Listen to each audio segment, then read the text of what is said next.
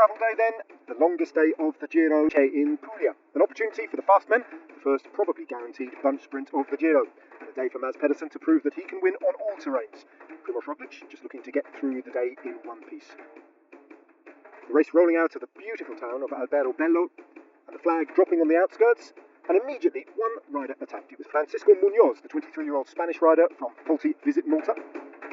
Looking round to see if anyone would come with him, noting that no one would come with him, shaking his head and bedding in for a long, hot day in the saddle in Puglia. So one attacker building up an advantage that would at one point reach 5 minutes before they slowly but surely reeled him in.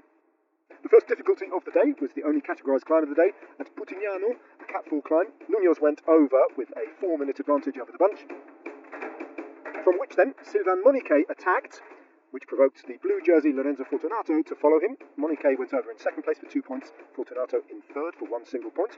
And then at the first of the 2 sprints, Munoz was still off the front on his own.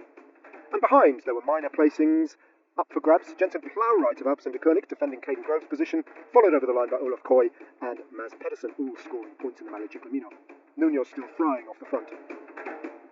The next difficulty of the day was the Red Bull kilometre, but before that, a crash involving and delaying a number of the Lidl Trek riders, including Giulio Ciccone and Pedersen, but spelling the end of the race for the Canadian rider from K36.5, Nick Zukowski, who had to abandon with a suspected broken collarbone.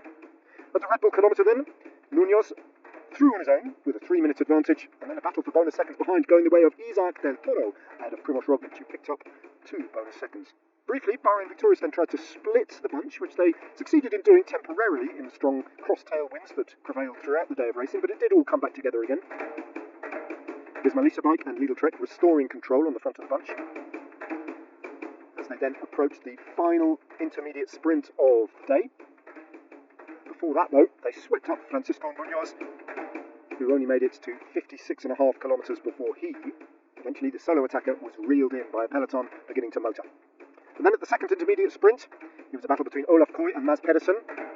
This one would go to the commissaires, who had to review the footage, declaring that Olav Kooij just about edged out Pedersen for the maximum points at the second sprint of the day.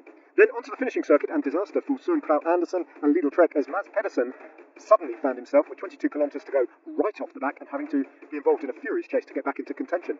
Picnic post now, Casper Van Uden, 300 metres to go at this point. It's time to unleash the fast men. Casper Van Uden, the first of them to show his hand. Ben Turner with a big charge up on the left-hand side of the road.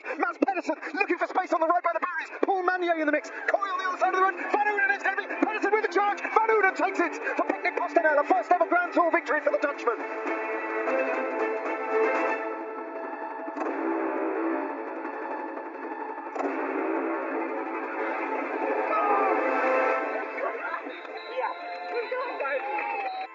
First bunch sprint of the Giro, going the way of this young man who has a big future ahead of him. More to come from him, perhaps.